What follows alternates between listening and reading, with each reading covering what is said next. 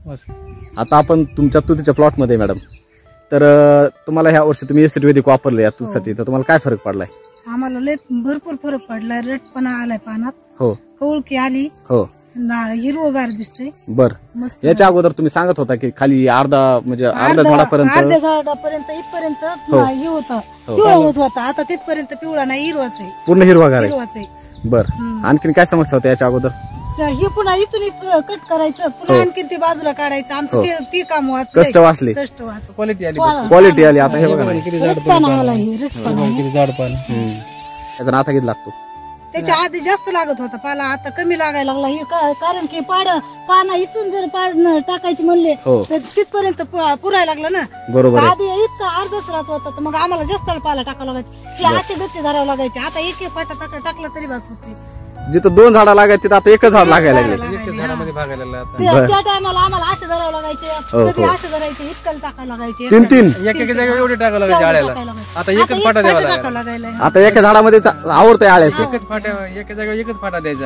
आधी एका जागा 2-2 फाटे द्यायचो आम्ही, 3-3 फाटे द्यायचो, तरी तिला आळीला लगेच पुरत नसत. आणि 1-1.5 तासात संपत होता. आता 3-4-5 घंटे पुरायला लागला. आता पुरायला लागला त्यांना. आता बघा, सकाळी आम्ही 9 वाजता पाला द्यायचा झालेला आहे. आता बघा ना, आता किती 3-4 घंटे होत आले. बरोबर आहे ना. आता हे बघू शकतो ना आपण, बराच टाइम, 5 घंटे जवळपास त्यांना. आता आधी 3-4 घंट्यात, 2-3 घंट्यात संपवायचा. बर, तुम्ही याला काय काय टाकलेले आता ना? हो, आपला RNP आणि SSM आणि कृषी अमृत आणि सॉइल चार्जर आणि एनर्जी बुस्टर. कृषी अमृत किती गेलेले? कृषी अमृत 8 बॅग गेले. 8 बॅग.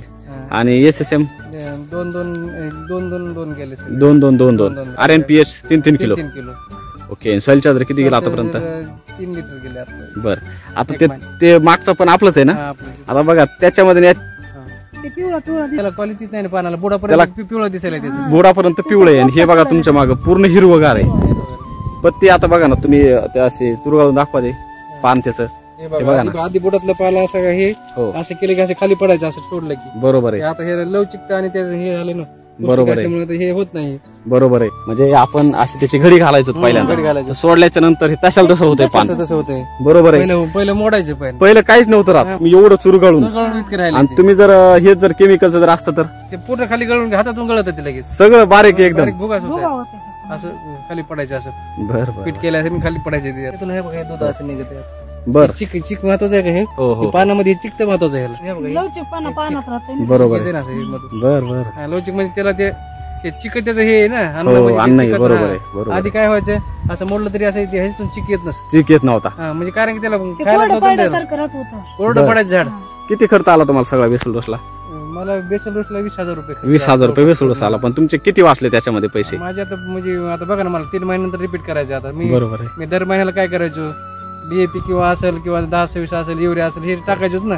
मला त्या महिन्याला मला नाही म्हणलं तर 5-7 हजार रुपये त्याचा खर्च यायचा. पण आता हे 3 महिने रिपीट करायचं म्हणजे हे उलटा परवडायला ना आपल्याला. परवडायला कशामुळे की म्हणजे सारखं रिपीट नाही आणि क्वालिटी यायला लागली. बॅच विशेष म्हणजे बॅच व्हायला जाणार नाही. बॅच वाया जाणार नाही, सगळ्यात महत्त्वाचं. त्याच्यामध्ये पैसे जाऊन बॅच व्हायला जात होती. बरोबर आहे. एक तर आपला खताला खर्च, सगळा खर्च करून बी आपली बॅच व्हायला जात होती. आता बिंदास करू शकता. आता बिंदास म्हणजे आता बॅच व्हायला जायचं टेन्शनच राहिलं नाही.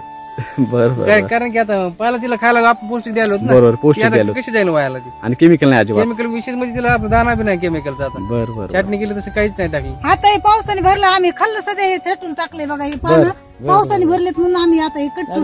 नाही तर हे पान आहेत का, ह्याचे पानं असे होते बघा पहिल्या तुतीचे, एवढे बारीक, एवढे असे बारीक नव्हते, पण असं लवचिकपणा त्याच्यात असं होतं, जाडपणा नव्हता. खाल्लं आम्ही हे सध्या पानं आता टाकले तर, पण आता पावसाने भरलेत म्हणून टाकले नाही. बरोबर, म्हणजे ते बी चालते. भरलेत म्हणून म्हणजे हे पहिले टाकीत नव्हते, टाकायला लागले आपल्या रग त्याच्यात.